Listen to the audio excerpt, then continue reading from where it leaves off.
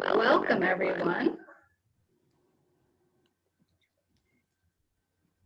Just getting everything set up here. So welcome to day 2 of the Buchanan River Fest. If you're joining us on Zoom, you'll see a toolbar at the bottom of your screen. If you want to mute yourself while others are presenting, that's in the bottom left-hand corner. You can also turn on and off the video feed if you don't want to have everyone on video while you're doing the yoga. And then there's also an area where you can type into the chat box if you're having technical difficulties or if you're having trouble hearing anyone, or if you just have questions. So I'm Autumn Crow. I'm the staff scientist with West Virginia Rivers Coalition. We are bringing you the Buchanan River Fest in partnership with Mountain Lakes Preservation Alliance and the city of Buchanan. This year, obviously, we're going virtual, and we're holding the River Fest in honor of our friend April Pearson Keating, who was the founder of this event. So today, we have a really fun lineup. We're doing yoga and kids activities and story time and some music at the end of all that. And to let you know, everyone that participates through the Zoom, if you register to participate in the daily activity, you get entered into a door prize drawing. And so yesterday, Carrie Klein was the winner of our door prize drawing. So she will get a gift certificate to Fishhawk Acres. With that, I will turn it over to Callie to introduce our yoga instructor for the day. Sure. Hello, everyone. My name is Callie Cronin-Sams. I work for the Charles Gibson Library here in Buchanan. I want to thank everybody for participating. And we are going to be starting out with about a half an hour of yoga from Sheree and West Virginia Yoga Girl. And we are so thrilled to have her joining us here today from her home and her beautiful location out near Audra. Sheree is a Yoga Alliance certified yoga teacher and studio owner here in Buchanan. She has Wild Vinyasa Yoga Studio open this year and is located on Main Street above Fishhawk Acres. You can find out more about Sheree at westvirginiayogagirl.com and information about the studio at wildvinyasayoga.com. And I'll be dropping those links into the chat box if you didn't catch them while I was talking. But for now, I'll turn it over to Sheree, and then later in the hour, we'll be doing a water experiment with Leah Barber of Mom's Clean Air Force and reading a book here at the Gibson Library. But first, I'm ready to enjoy some yoga with Sheree. All right. Sorry, here comes the UPS guy. No problem. I think I'm going to try this mic, and I can't hear you guys, but you'll be able to hear me better. So let me plug it in. Okay, just give me a thumbs up if it's just my voice. Does that work? Okay, good. Then you can't hear my dogs barking. So we are going to move through a fun little 30-minute flow for the whole family. So if you guys want to get on your mat, or if you don't have one, you do not need a yoga mat to do yoga. All you need is a body, and we've all got that. So go ahead and come onto your mat and come into a cross-leg position. And to start, you're going to bring your hands to prayer and close your eyes. And relax your shoulders down the back. And our first few moments on the mat are just about tuning in and noticing how your body feels, noticing where your breath is at, just becoming more aware of where you're beginning your practice. So take a moment there and take a few deep breaths. Big inhale, big exhale. Big inhale, big exhale. We'll let the UPS driver get down the road and then we'll get started. Sorry about that. All right, one more big breath. Release it. On your next inhale, you're gonna bring your fingertips up and over the head. Look up, and then as you exhale, just bring the hands down and bring the chin down to the chest. So inhale, flip your palms up, reach up, extend, look up.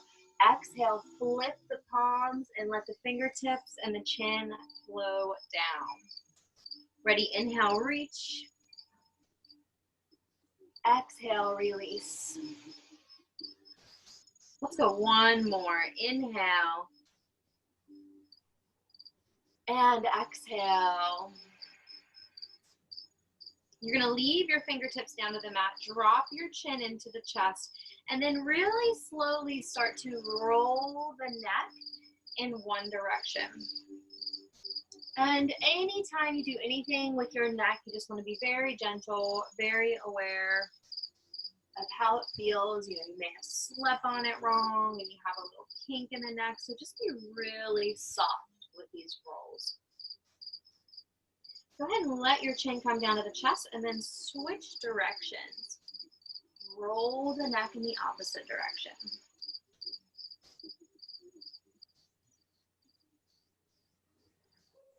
Drop the chin back to the chest. Inhale, reach those fingertips all the way up again. Exhale, your right hand's gonna come down, plant it, and then stretch over to the right, look to the left. Sit your weight into the left hip so you get a nice deep stretch through your left side body. And then you're just gonna switch over. So left hand drops down, plant it, right arm reaches up and over, look up past the right arm, sit your weight into the right hip. Big side body stretch. And inhale, switch over again. We're just gonna go side to side. So think of it as a seesaw, just rolling side to side, waking up your side body. You can move with your breath the best that you can, but if you get out of rhythm, no worries. Yoga is meant to be enjoyed, and you're just supposed to have a good time moving, stretching, breathing, so don't overthink anything here. Go ahead and reach both arms back up. Inhale, come to center. Exhale, bring those hands back down to prayer. And then twist to the right. Left hand goes on the right knee. Keep a tall spine and push open here. You might look all the way back past that right shoulder blade. Relax and soften your belly as you twist. And then you're just gonna roll over and switch sides. So we always keep it even, side to side. Anything you do on the right, you'll do on the left. Again, tall spine, relax your belly. Ready, slide over, switch.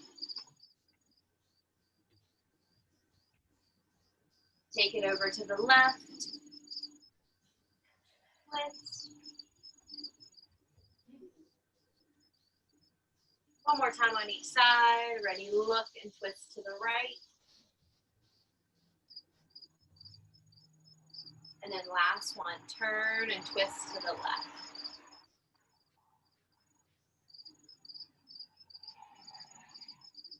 All the way back to center, and we're gonna come into tabletop here. So you're gonna come to your hands and knees, and the hands are gonna be shoulders distance and knees hips distance, and we're gonna go right into a cat-cow. So if you are a kiddo and you wanna get silly here, you can do a kitty cat sound and a moo. So cow pose is here, you drop the belly, lift the heart. Here's where you can do a little move. And then you round, tuck, and think of a Halloween cat. Arch the back, and you might a little. Roll back forward, come into cow pose. So the belly drops, you look forward, lift your heart forward. And then you round, curl, tuck, push. Think like a Halloween cat. Big arch in the back, the chin tucks and push into the shoulders. So roll forward, cow pose. Exhale, round, cat. Roll forward, cow pose. Round and take that cat again. And then level back out, tabletop. You're just gonna check your balance here. So it's kind of fun to see where you're at balance-wise. And if you fall out of this, it's no big deal, okay? Right arm's gonna come up, and then your left leg. Point your toes down. If you fall, no big deal. You just give it a shot again. Ready? Take one more breath. Exhale, come back through tabletop, and then you're switching. So ready? Check the opposite side. Left hand, right foot. Point your right toes down. Extend, lengthen. Use your core muscles. Take a big breath. Exhale, come back down, tabletop. And then just take a moment to swing your hips side to side. And this really isn't a particular yoga pose, but it feels nice to move the hips around. So just sway and rock them side to side. And then we're gonna go into a downward dog. So curl your toes to the mat and then flip it upside down, downward dog. You'll be looking back at your toes. I like to push up and down on my toes a few times. I like to pedal my feet out when I get here, move my hips around. First one's normally a little stiff, so you just kind of want to take some time to move into it and think of it as waking up your body. Downward dog, so flipping it upside down. You're gonna look up to the front of your mat and then walk your way to the top. And this, you can take as many steps, or maybe you hop up, doesn't matter. You come up and land in a forward fold, and all that is just letting the upper body drape over those thighs. On an inhale, you're gonna push into your feet and come all the way up, extended mountain, reach those fingertips up and over the head. Tiny back bend here, so lift your heart up. And then exhale, bend at the knees and just dive all the way back down, forward fold. Ready, come back up. Inhale, push into the feet and reach, lift, get as tall as you can. Exhale, lead with the heart and float it all back down, fold. Let's go one more. Ready, inhale, reach. Exhale, release it. Bend your knees, plant your hands, step all the way back. Plank pose. Here's how you see how strong you are. Plank just looks like this, nice and strong. You're gonna pop onto your knees and then lower to the belly, unhook your toes, coming into a little snake pose. On an inhale, you're gonna push into your hands and feet and lift. Here you might make a little sliver sound. You can pretend like you're a snake in the grass, reaching your head up, see what's out there, and then come all the way back down. Ready, that little snake's gonna come back up. Lift, sway a little side to side, and release and bring it all the way back down. Last one, maybe that snake lifts up a little bit higher, just so you can get a better view. And release, bring it all the way down. Curl those toes under. You're gonna push up off your chest and then bring your knees out. Your toes are gonna touch back there together. Hips are gonna come back. You're gonna crawl your fingers forward. Child's pose. So let your forehead come to the mat. This is a nice, calm, relaxing pose. Take a big breath.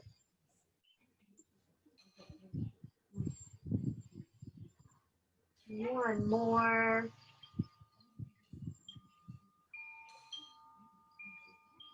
And coming all the way back up into that tabletop. So pop the knees in, nice flat back. The next pose we're gonna do, we call tiger pose. So you leave your hands down on this one, you pick up that right leg, and you flip your tail up.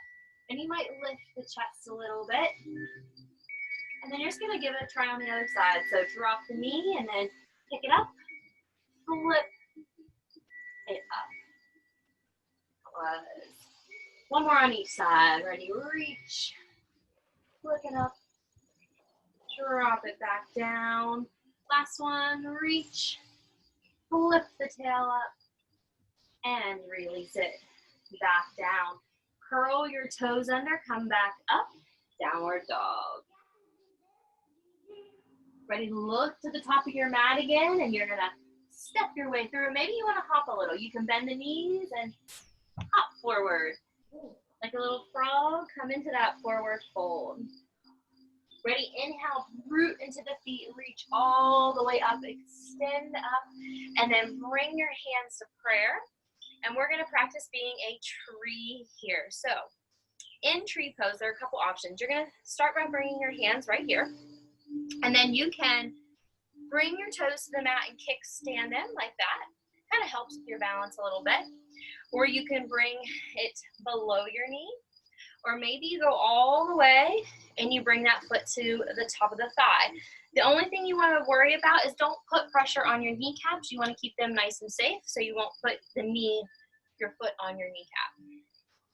So this is tree pose. Pretend you're a tree. That foot is rooted down firmly, and then you might grow some branches. Maybe the wind's blowing and it will challenge your balance, and you can move a little bit in the breeze.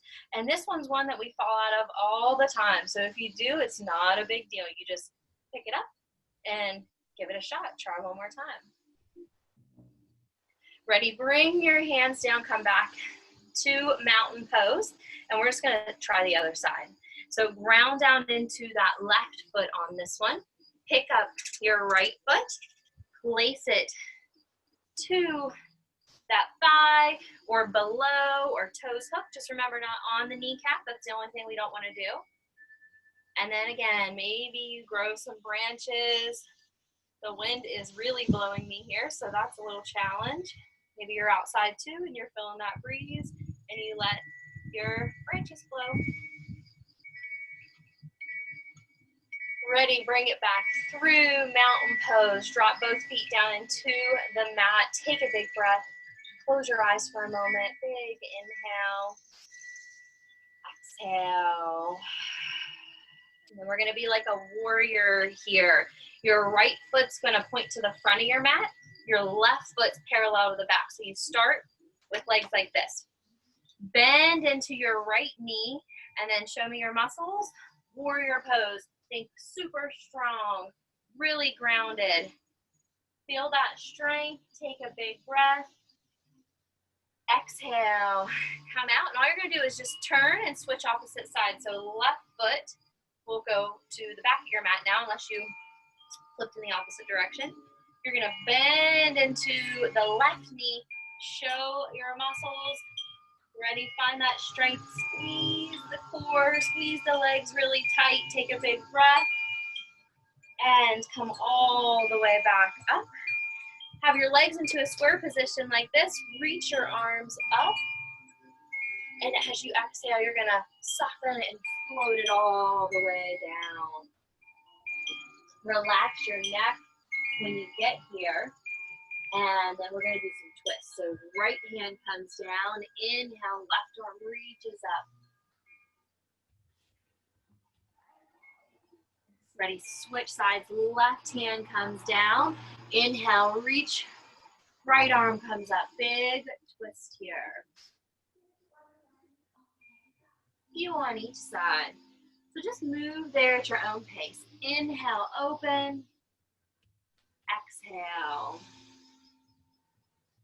On your inhale, you reach and you twist. On your exhale, you bring the hand down.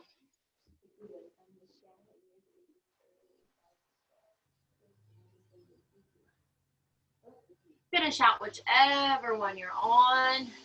Bring both hands back down to the mat. Come into that wide leg fold. Soften the belly here. Just a few breaths.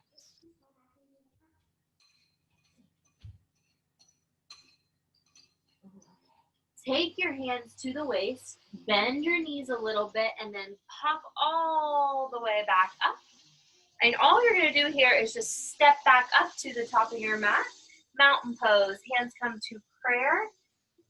One more strength building pose. It's going to be a chair pose. So you're going to pretend like you have an invisible chair and you're going to sit back into it. All right. Pull your belly in. So I squeeze my belly. I squeeze my legs together. If you want to challenge yourself, maybe those arms come up. You're in that invisible chair. You're super strong. Take a couple breaths. One more. And exhale. You're just going to come all the way down into a froggy squat. So open up those knees, plant your fingertips to the mat. You might even bring your hands here to prayer. The heels might be down, they might not. Doesn't matter. Just get into a little froggy squat. Take a big breath. And exhale. Whoop. Let your frog drop onto the pad and kick those legs out all the way in front of you. After all that, we're going to stretch and pull it down. So inhale, reach your arms up. Exhale, come forward, see if you can touch your toes. Take a nice deep fold over those legs.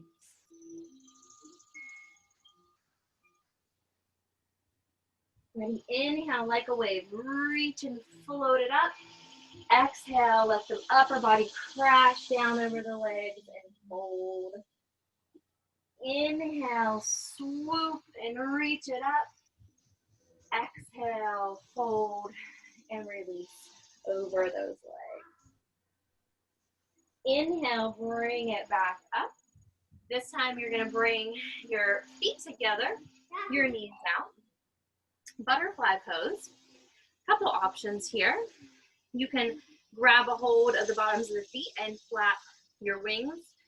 And if you want to have another set of wings, you can even bring the hands to the shoulders and flap them as well.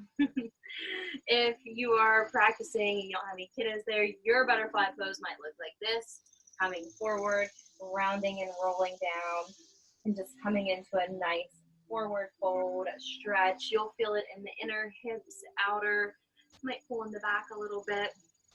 So wherever you are, just take a couple breaths.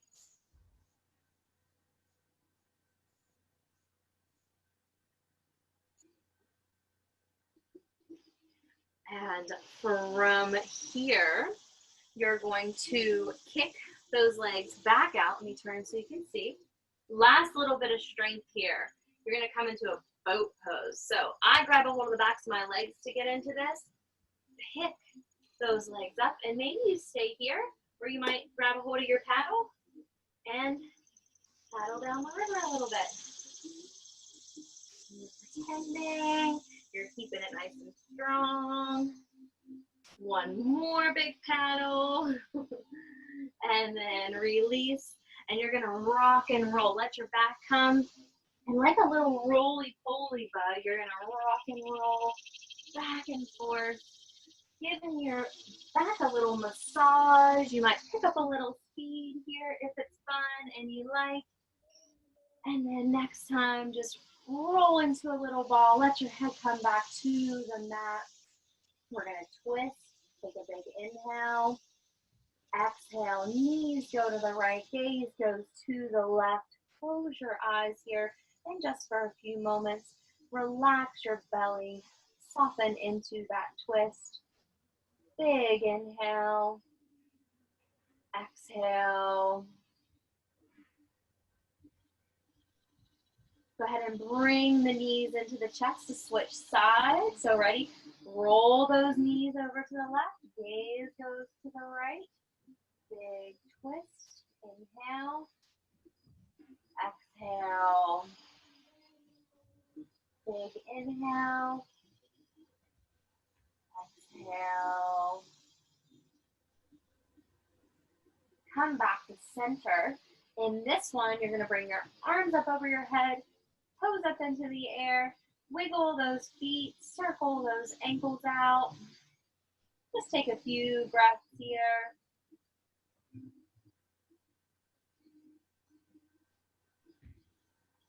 And then let those legs come all the way down. Let the arms come out beside you. We're going to have a really short resting pose here, and we'll end with a simple guided meditation.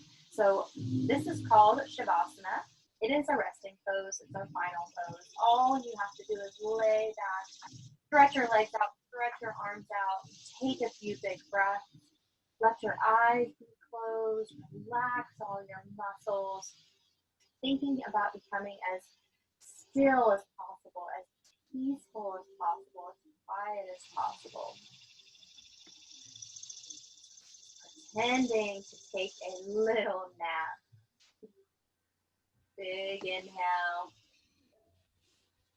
Exhale. All right, time to wake back up from the mat. Wiggle your fingers, wiggle your toes. And all you're going to do here is roll onto your side, push all the way back up, come back into that comfortable seated position that we started, and we're going to do a short meditation here.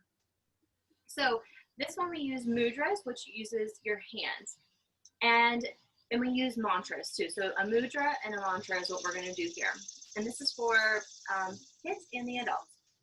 So all it is saying and repeating peace, and you touch the thumb to the pinky, begins, thumb to the ring finger, with, thumb to the middle finger, me, thumb to the pointer finger. So peace begins with me. You're going to close your eyes and you're going to drop your hands down to your knees, okay? And you're going to relax your shoulders down the back, and you're just going to begin. Take a breath. Release. Peace begins with me. Peace begins with me. Peace begins with me. Peace begins with me. Peace begins with me. Peace begins with me. One more, get a little bit quieter. Peace begins with me. And do one silently on your own. Little smile on your face, bring your hands to prayer like we began. Take your thumbs, plug them into your heart, close your eyes, but drop your chin down. At the end of a yoga practice, we say namaste, and all that means is that I see the good and the light and the beauty within you, and it is also within me. So we are all connected. We are connected to Mother Nature, and that's why we need to do these types of things and clean and respect her and take care of her waterways and do everything we can to preserve her. So I thank you guys so very much for choosing to come and practice with me online, and I hope you all have a beautiful day. Namaste.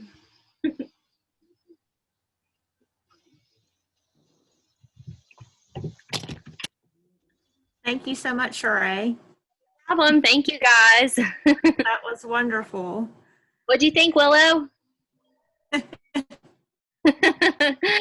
up, Willow.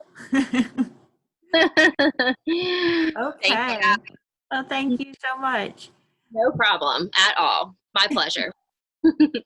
Now we're going to move into the next part of our segment here today as part of Riverfest. And Leah Barber with Mom's Clean Air Force is going to be joining us. Leah is the West Virginia field organizer for Mom's Clean Air Force. She believes in cultivating stewardship through fostering connections to the natural world. It is her mission to advocate for environmental and climate justice, to be a force in effect political and social change within her community and beyond, change that may help to shift current climate and health paradigms to ensure a healthy, safe, and peaceful world for future generations. Leah also serves on the board of the Buchanan River Watershed Association. Thank you so much for being here today, Leah. Hey, thanks you guys.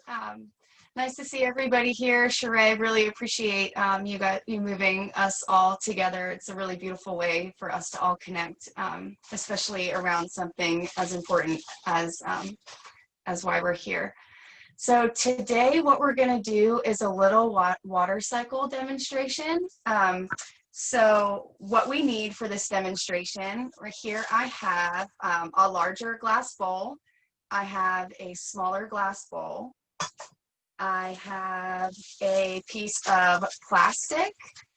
You can use saran wrap, it's a little bit easier, but I'm just trying to reuse what I already have. And then we also have some ice, a spoon, some salt, and some warm water.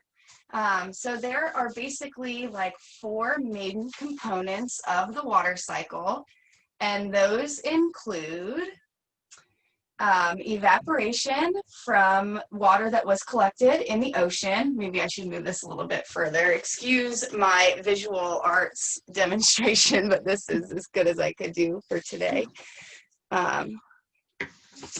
So anyway, we've got the collection source here, and then the heat from the sun causing the warm water vapors to evaporate off the surface of the water and condense against our atmosphere, forming a cool cloud layer. And once that water vapor gets dense enough, it falls from the sky as precipitation or rainfall down over the mountains, through our valleys, and forming and mountain streams into rivers back into the ocean. And that whole cycle kind of is like a positive feedback loop and just keeps going and going. So we are going to represent that large cycle on a small scale today. And so the first thing that we need to do is our larger bowl is going to represent our ocean. And since we don't have a sun in our home, I'm going to use hot water. And then we're also going to create the ocean environment by adding some salt to that water as well. So we'll just put a little bit of water in our bowl here.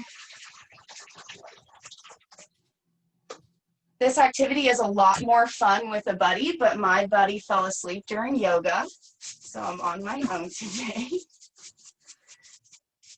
Gonna put some salt in there, and then you kind of just stir it up. Okay, so here we have our little ocean represented.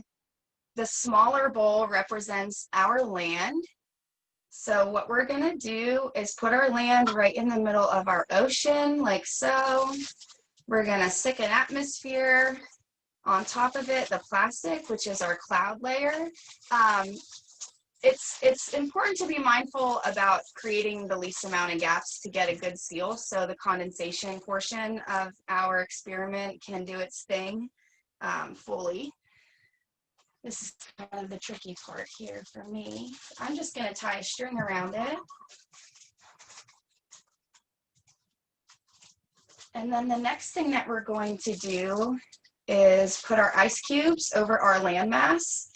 And this will just show the warm water going against the cool atmosphere and condensating. And then the effects that we hope to get is that the water droplets condensating over the landmass. And then once they're enough and they get heavy enough, they'll fall off the top of our little cloud layer that we made and onto the land body.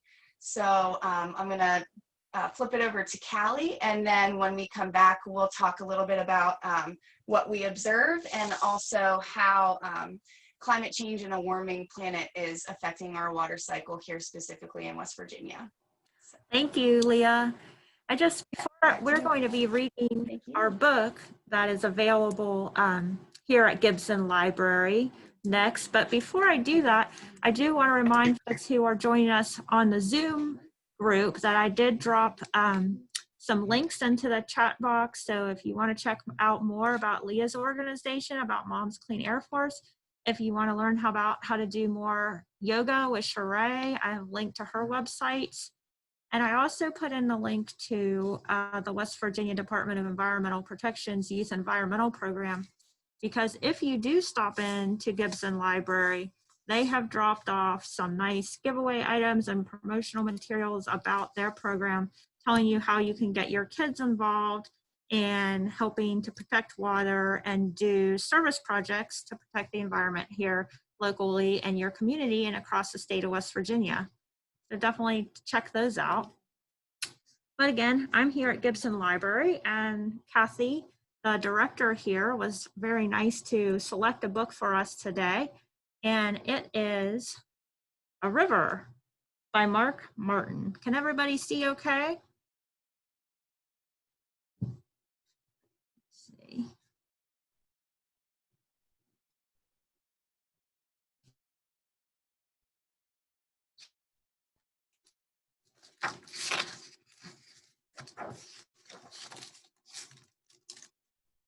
So we just start out, and there's a young girl, looks like she's in her room at home, and you can see out her window the river flowing by, and she is working on a drawing.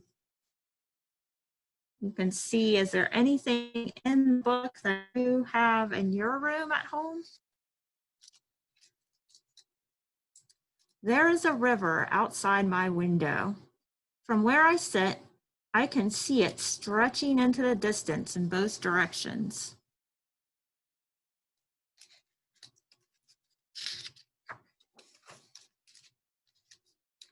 Sometimes I imagine myself floating along the river, swept away in a silver boat toward the horizon. Where will it take me?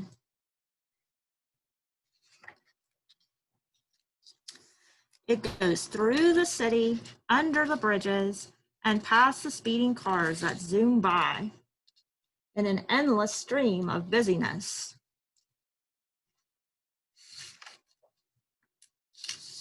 It flows beside the factories with their machines grinding and plumes of smoke rising into the sky.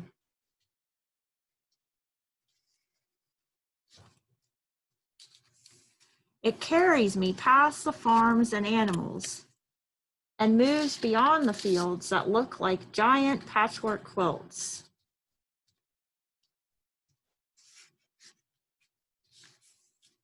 It slides into the hills and valleys, and I can hear the murmuring of running water.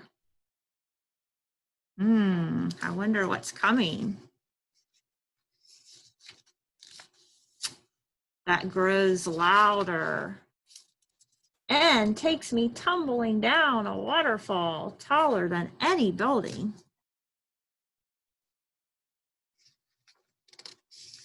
The river flows into the jungle, and I can hear lots of animals, gibbons, bats, and all kinds of birds. Deep in the jungle, it's very dark. I can feel many eyes watching me.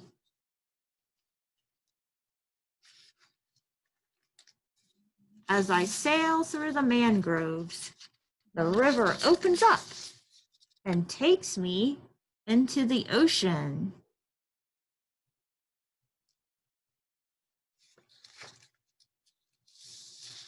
It's windier now, and the air smells of salt and seaweed.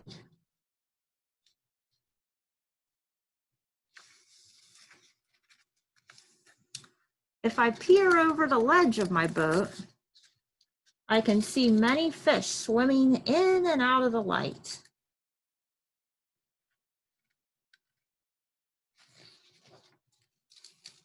When I look up, I see clouds moving, and it begins to rain.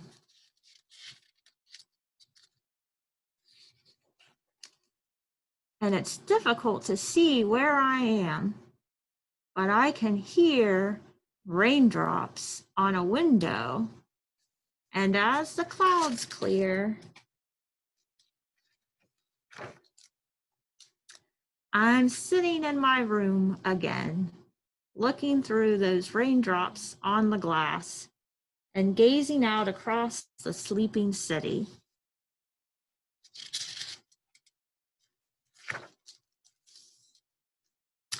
And I think I see my silver boat floating in the moonlight, drifting past my window once more. Anybody tell what the boat is. It's the moon.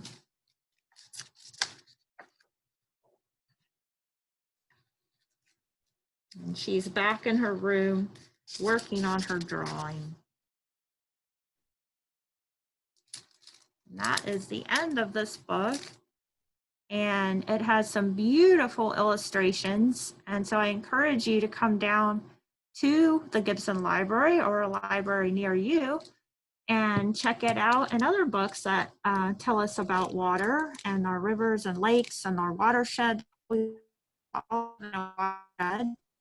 And here at the Gibson Library, we do have a nice display set up by the director, Catherine Norco, and you're welcome. We encourage you to come on down and check it out. Check out a book, this one or some of the others, and pick up some of these materials to take home with you. And we also hope you are also all participating in the scavenger hunt that's taking place all week with Riverfest. So you can learn about that on our Riverfest links to the website, and make sure you participate because there's all kinds of good prizes if you get out there and take part in the scavenger hunt. So with that, Leah, are we ready to switch back over to our experiment with you? I think so. Yeah, let's go ahead and we'll see what we have here. Alrighty, so with this part, you know, some of the ice has melted, so we just want to take this off carefully to make sure that none of the water that's settled on top of our little demo gets in to our little land space here. Let's see.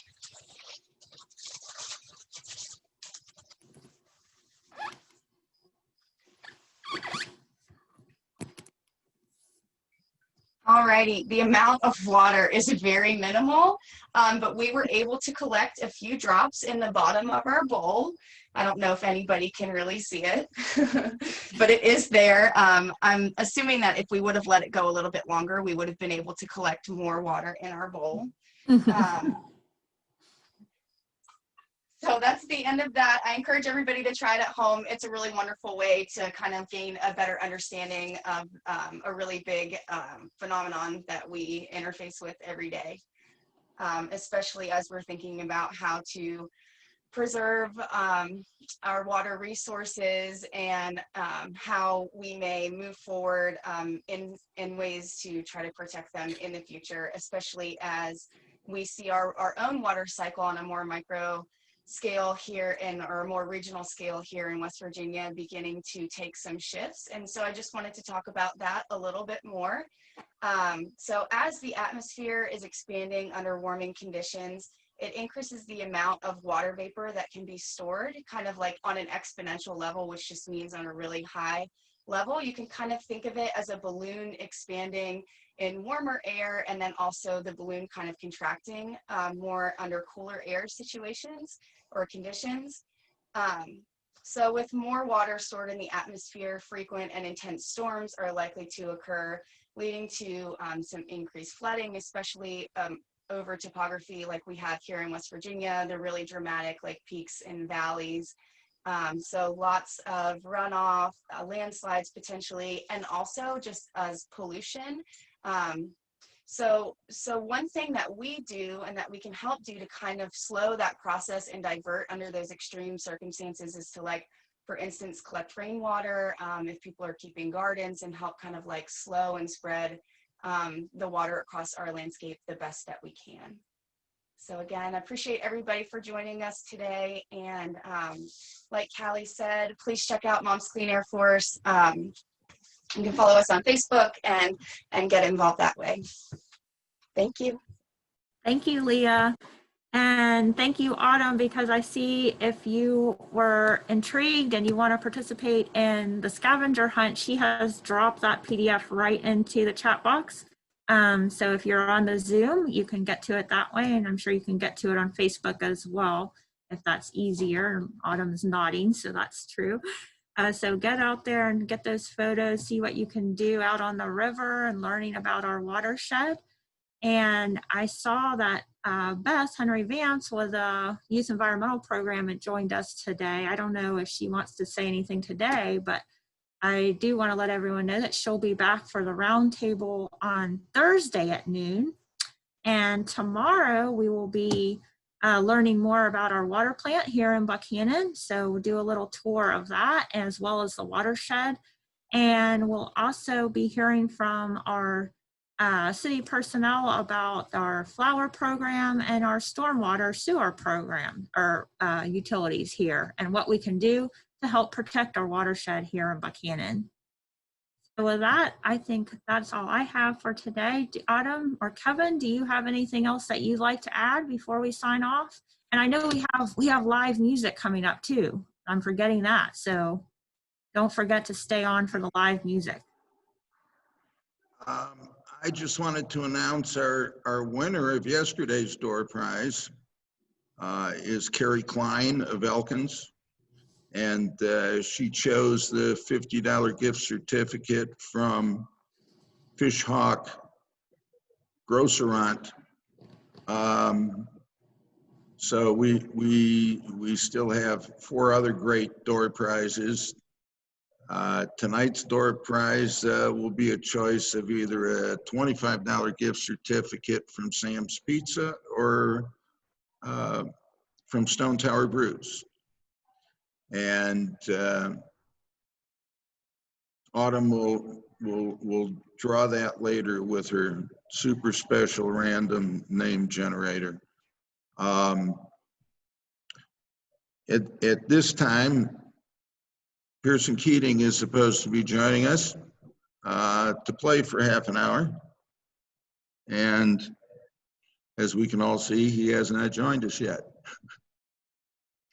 Well, finished up perhaps a few minutes early. Was he planning to come on at 1? Yeah, it's quite possible. I've texted him and emailed him and bugged him, and I'm not getting a response yet. Pearson, of course, is a musician, and he's a California musician, so he's definitely not on the same timetable that we are. Getting him up before noon is a challenge, and of course it's quite a bit before noon still in LA.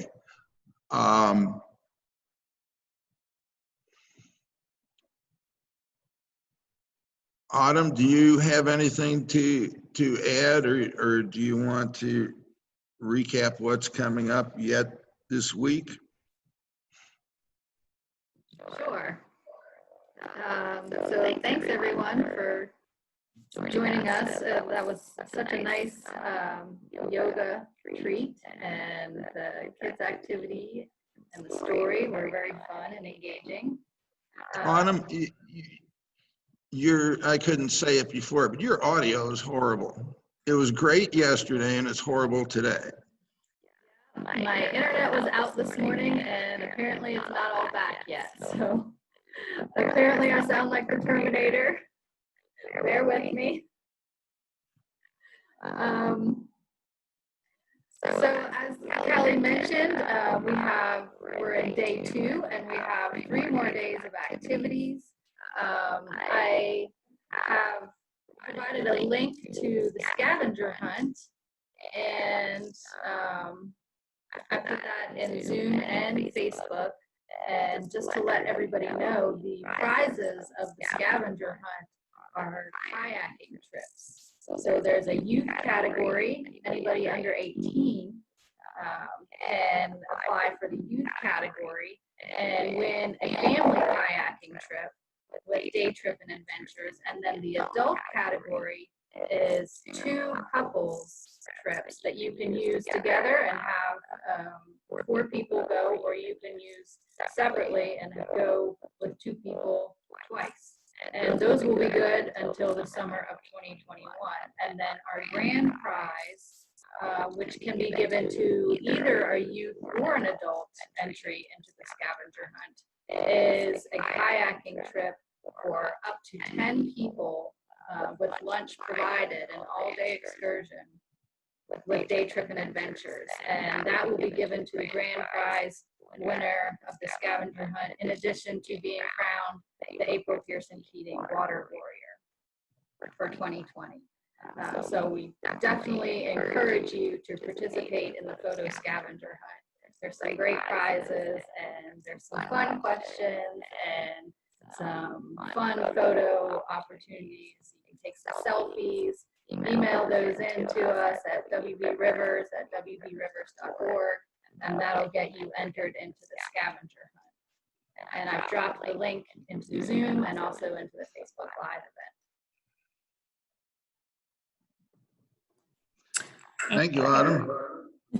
Sorry, Kevin. I was just going to add that I think if while you're out on that scavenger hunt, if you're inspired to do some sort of service project that's going to help our watershed, I'm sure you would be able, and Beth might be able to nod if she agrees, to turn that in for a Youth Environmental Program Award, especially if you do that with your school class or a club, or even with your family can enroll in the Youth Environmental Program. So definitely check them out, and you could get even possibly more prizes through them, and that's a great program to get involved with as well.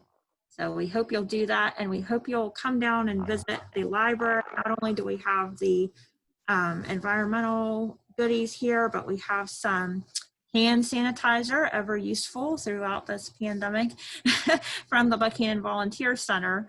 That is going to encourage you, hopefully, to get out there and get involved in protecting the watershed. Thanks, Kelly. This is really nice. And I don't have my marks prepared yet for Thursday's webinar, where I'm going to talk about 5 minutes about our program.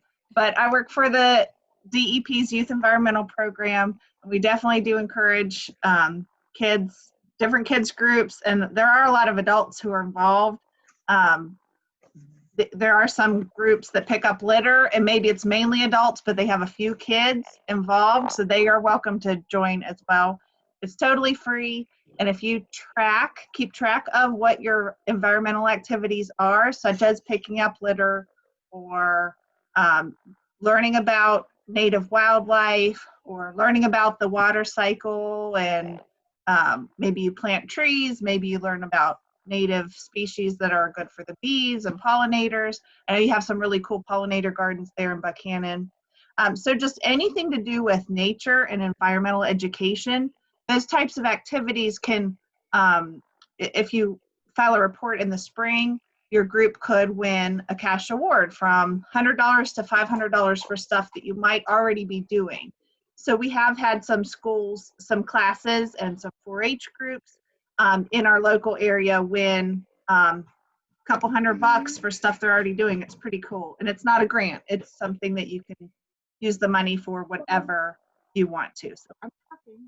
This is my daughter, Ruby. She's 7. Oh, now she's going to be shy.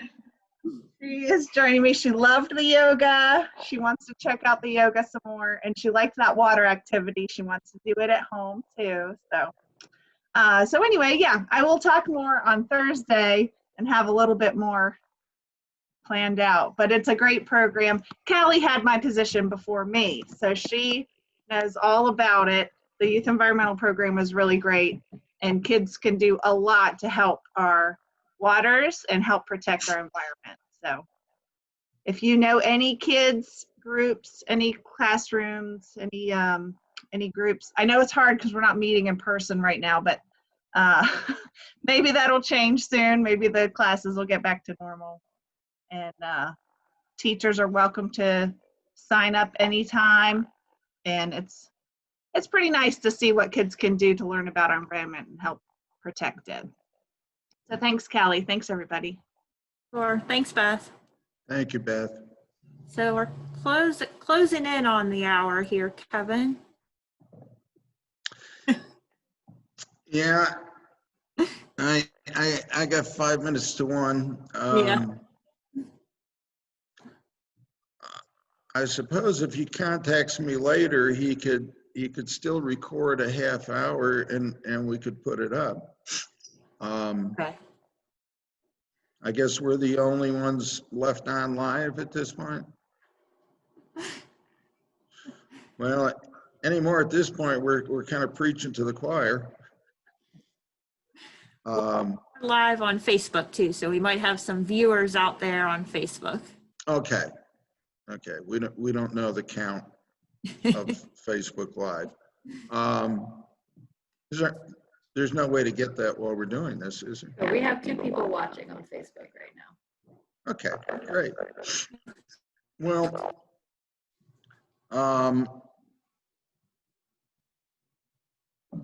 it's 12:56 on my phone. You want to just wait another 4 minutes to see if he joins us, or do you want to go ahead and end now? I think we could end, just so we're not broadcasting, nothing. Broadcasting nothing?